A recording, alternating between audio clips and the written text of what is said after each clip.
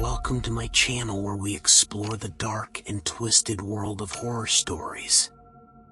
Whether you're a fan of classic tales or new and innovative horror, you'll find something to enjoy here.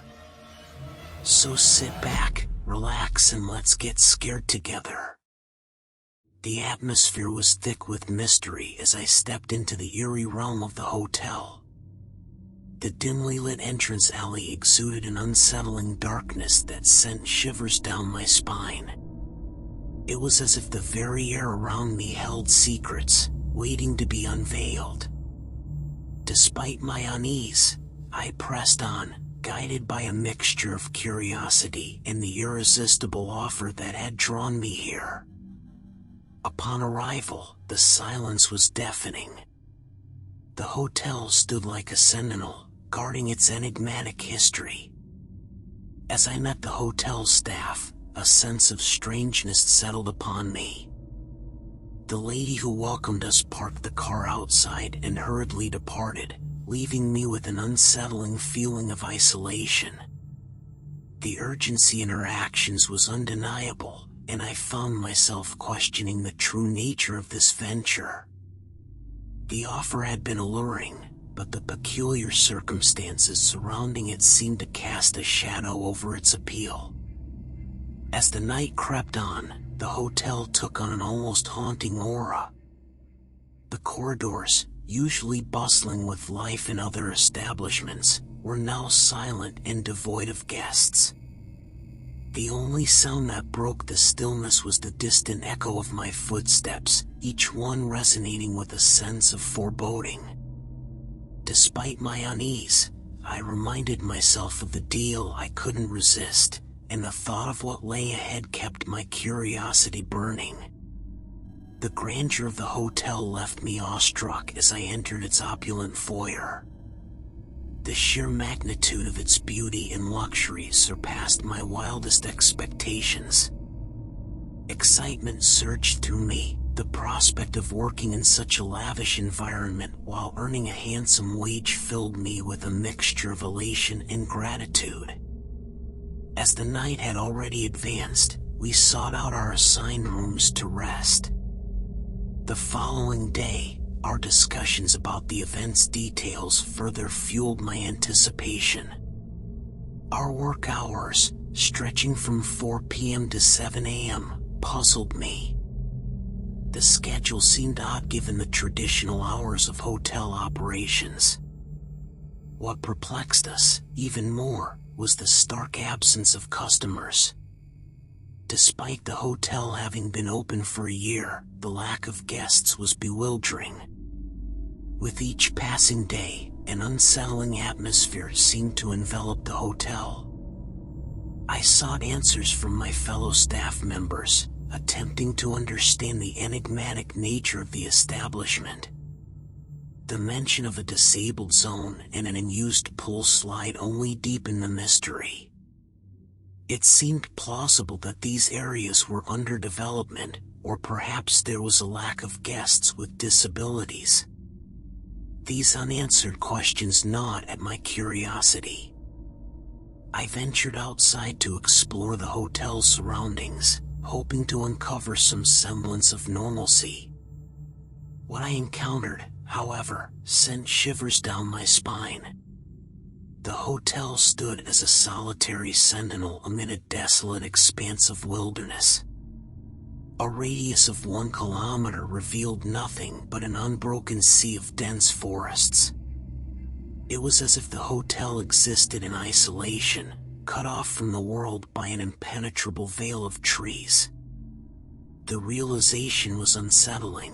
I couldn't fathom how such a luxurious establishment could thrive in such isolation. Despite the strangeness of our surroundings, the allure of the offer that had brought us here overshadowed our unease. The promise of good money and an intriguing venture kept us anchored, even as the unsettling feeling of being watched gnawed at the edges of our consciousness. We remained a tight-knit group of 14, left to navigate the vast expanses of the hotel's 8-acre domain, an isolated microcosm amidst the surrounding wilderness. Though the setting was peculiar, the irresistible offer we'd accepted silenced our doubts, compelling us to endure the eerie nights in this isolated oasis. On the third day of our stay, an unsettling event shattered the fragile semblance of normalcy. James, one of my companions, had vanished without a trace. A growing unease settled within me as I confronted the eerie reality of his absence. When I questioned my roommate about James's whereabouts, a sense of confusion hung in the air. James had supposedly left the room around 4 a.m., but nobody knew where he had gone. At first, I reassured myself, thinking that perhaps he had gone for an early morning stroll or jog. As the hours stretched on and the shadows deepened, worry gnawed at my heart. James's absence stretched into the time we were meant to start our work, and I knew something was amiss. Gathering a small group of concerned friends, we embarked on a search for our missing colleague. The hotel's vast expanse made our quest a daunting task. We scoured the hallways, peering into dimly lit corners, and calling out his name in the hopes of a response. Time seemed to stretch as our search yielded no results. Yet, as the minutes ticked by, a chilling realization dawned upon me. There was one place I hadn't explored, an area that had been strangely off limits. Venturing into the forbidden zone, I felt a knot of trepidation tightening in my chest. What greeted me was a surreal tableau. Pool villas lay scattered as if abandoned during a childhood game, their unkempt lawns and overgrown foliage lending an air of neglect. Ponds once meant for leisurely swims now festered with lichen-covered waters, their stillness mirroring the sense of foreboding that settled over me. My steps led me further, and I stumbled upon an abandoned fitness room, frozen in time. Every piece of equipment gleamed with a newness that defied logic. It was as if this space had never been used, untouched by the passage of time. A disconcerting chill crept down my spine as I continued my search, my eyes falling upon another villa in a state of eerie disrepair. Furnishings stood ready for use, yet there was an unsettling emptiness about the place. Goosebumps prickled along my skin, a testament to the palpable strangeness that had enveloped the hotel. The puzzle pieces were falling into place, but the picture they formed was one of an unsettling and otherworldly enigma. The air itself seemed to hold its breath, waiting for the next unsettling revelation to pierce the silence that hung heavy around me. My gaze fixated on the pavilion nestled in the middle of the pond, its presence like an ominous focal point in the otherwise serene landscape. The pond's surface was veiled in a thick layer of moss, lending an eerie and unsettling quality to the scene. As I approached, my heart pounded, resonating with the unease that pervaded the atmosphere. And there, amidst the spectral tranquility, lay James, slumbering within the pavilion's confines. My companions and I entered the pavilion, the tension mounting as we saw James still unconscious. It was as if he existed in a realm between wakefulness and dreams. Gently, I roused him from his slumber, concern etched across my features as I questioned him about the mysterious circumstances. With a dazed expression, James recounted a haunting tale. A woman had beckoned him in the dead of night, her ethereal presence compelling him to follow. The details remained fragmented in his memory, and he had no recollection of events leading up to his unconscious state. Relief washed over us as James stirred, his presence confirming that he was safe. As we left the no-entry zone behind, our steps were lighter, and our worries momentarily abated. However, the journey back to our accommodations took an unexpected twist. Lost amid the labyrinth of scattered houses and winding paths, our sense of direction faltered, and the minutes stretched into hours. Frustration and anxiety intertwined as we battled the darkness and confusion. Finally, after nearly 2 hours of navigating the disorienting landscape, we stumbled upon our lodgings, exhaustion settling into our bones. The events of the night had left us with more questions than answers, the inexplicable occurrences weighing heavily on our minds. As we huddled together, attempting to make sense of the enigma that had unfolded, the weight of uncertainty and fear pressed upon us. The third day slipped away, leaving us in the wake of an inexplicable and haunting experience that defied all rational explanations. On the fourth morning, the tendrils of the inexplicable tightened their grip as Maya, a fellow companion, shared with me a haunting dream she had experienced. Her voice trembled as she recounted the woman's words from her dream, "Pick me up." Confusion racked my thoughts, yet Maya's description took an unsettling turn as she delved deeper. She expressed her exhaustion, bemoaning the fatigue of a job that seemed paradoxically void of clients or tasks. The surreal dissonance between the dream and the reality of our circumstances sent shockwaves through my understanding. Maya's dream unfurled further as she painted a scene of ethereal desperation. A woman, tapping on the glass, beseeching for aid, and guiding her to a specific house beneath a bamboo tree. The detail about a white dog statue added another layer of cryptic guidance to the puzzle. Skepticism wrestled with curiosity within me. It seemed unfathomable that a mere dream could hold the answers we so desperately sought. Could Maya's pregnant state have stirred delusion, or was there something more to these visions? James, perhaps sensing the gravity of the situation, encouraged me to follow this spectral thread. With little to lose and a sense of being caught in an otherworldly current, I made the decision to venture back into the no-entry zone. Each step carried a weight of trepidation, each rustle of leaves stirring unease in the depths of my being. Arriving at the wooden house, I found myself face to face with the statue of a white dog, standing like a sentinel of the unknown. As I circled the house, a sense of déjà vu settled upon me. The bamboo grove stood before me, a living embodiment of Maya's dream, beckoning me toward a truth I was both eager and afraid to uncover. In that surreal moment, the threads of reality and the supernatural converged. The house before me, the statue of the dog, the bamboo grove, all seemed woven together in a tapestry of destiny and enigma. With a heartbeat thundering in my chest, I gazed into the grove, and a thought blossomed within me. What if the woman from Maya's dream truly awaited me beneath the bamboo canopy? The notion lingered like a specter, tugging at my rationality. It took a moment of contemplation, a silent struggle between curiosity and caution before I reluctantly decided to retrace my steps.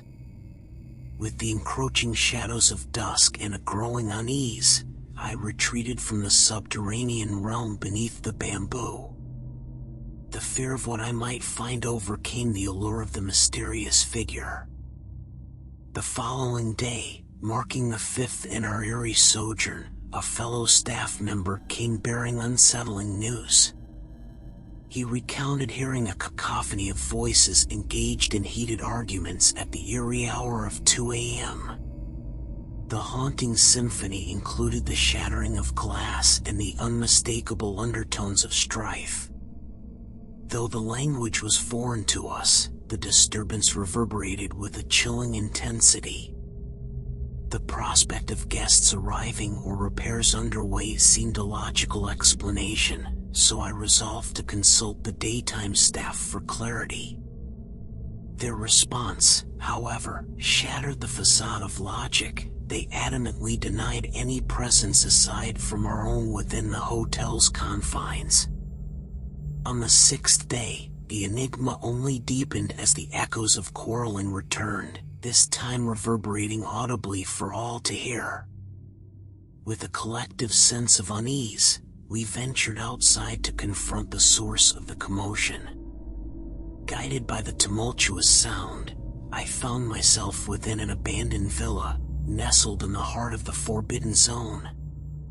We combed the vicinity with bated breath, searching for signs of life or any rational explanation for the disconcerting clamor.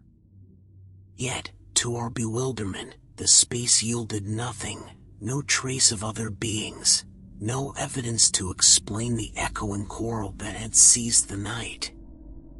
Baffled and disquieted, I chose to retreat from the confines of the no-entry zone, the unsettling experiences and the questions they unearthed lingering like an indelible mark on my psyche. The 7th day unfolded with a surreal encounter that strained the boundaries of the ordinary. One of our colleagues sought respite in the pool, a refuge of tranquility amidst the mounting strangeness. As he immersed himself in the water, a child materialized by his side, catching him off guard. The child's words, innocently inquiring about the figures frolicking on the slide, reverberated with an unsettling familiarity. How could this be? The slide was closed off. No one should have been there. A sense of disquiet tightened its grip on my thoughts, the enigma deepening. On the 8th day, the manager's own experience added a layer of mystery that echoed through the halls of the hotel. A swim in the pool at the unearthly hour of 3 a.m. proved to be an eerie endeavor. As he plunged into the water, the unmistakable sounds of playful splashing and the joyous cries of children echoed around him. A surreal chorus beckoned him into their game, but when he cast his gaze around, the pool remained hauntingly empty. The tendrils of inexplicability extended, coiling tighter around our reality. The 9th day dawned, and a crescendo of the uncanny reached its unsettling peak. The manager once again became the unwilling participant in this spectral symphony. A dive into the pool, a moment of fleeting tranquility, was shattered by the apparition of a child, his form marred by crimson stains. An unsettling tableau unfolded before the manager's eyes, an image of haunting poignancy. With heart pounding, the manager rose from the water, his surroundings bereft of any presence but his own. This could not be dismissed as a mere illusion. The manager's conviction wavered as he grappled with the implications of what he had witnessed. The 10th day arrived with an air of escalating tension, each moment laden with an eerie weight that refused to dissipate. Seeking answers, I once again approached the morning shift staff in search of a semblance of clarity. The atmosphere, however, grew heavy with unease as their responses became evasive and terse. They revealed low beyond the unsettling fact that the night shift staff had undergone 4 rotations before our arrival. The implication was chilling. The very ground we walked on had seen a revolving door of night workers, each potentially carrying the weight of the spectral encounters we had experienced. Fear crept in like a shroud, draping a veil of apprehension over the fabric of my reality. On that fateful night, the same night when a spectral chill gripped us all, Maya, one of our own, vanished without a trace. Anxiety morphed into full-blown distress as the clock's hands forged onward. Pregnant and seemingly swallowed by the shadows, Maya's absence bore a weight that gnawed at our collective hearts. Through the hours that stretched into eternity, we scoured the hotel's corridors, our calls and inquiries met only by the haunting silence that clung to the air. As dawn finally broke, casting a feeble light on the murky truth of our situation, I resolved to consult Aunt May, a fixture in the hotel since its inception. Armed with both fear and determination, I shared the grim tidings of Maya's disappearance. Aunt May, a well of knowledge about the enigmatic past of the hotel, reacted with a mix of concern and consideration. She sought assurance that Maya hadn't ventured beyond the premises, an assertion I affirmed due to her delicate condition. Aunt May's thoughts swirled, a mental puzzle piecing together before my eyes. With measured resolve, she issued an enigmatic directive: search for the orange house within the forbidden zone. A singular abode hidden within the forbidden expanse, its very existence sent shivers down my spine. Driven by urgency and trepidation, I embarked on this new quest. Arriving at the elusive orange villa, its locked door evoked a sense of impending revelation. In a decisive move, I shattered the barrier that held answers within its walls. There, within the confines of the orange villa, the profound truth lay, a sleeping Maya at its epicenter. The encounter oscillated between surrealism and an uncanny familiarity, as if a tapestry woven of dreams and nightmares had been unraveled before my eyes. The pregnant silence that pervaded the room was a testament to the mysteries that eluded our comprehension. Maya's revelation sent shivers down my spine, the thin line between the ordinary and the eerie dissolving with each word she spoke. The image of a beautiful woman in traditional Thai attire haunting Maya's lonely hours was a portrait etched in dread. The realization that even Maya, strong-willed as she was, had been ensnared by the hotel's inexplicable allure sent a chill racing through my veins. Time wavered, days melding into nights, and our collective exhaustion began to mirror the lingering darkness that engulfed the hotel's corners. A week crawled past, every moment a testament to our sleepless nights. The sounds that accompanied the haunting never ceased. Phantom children's laughter echoed through the corridors, knocks reverberated through our consciousness, and the eerie murmur of spectral arguments infiltrated our reality. And then, James, a pillar of reassurance in our dwindling strength, joined the list of the disappeared.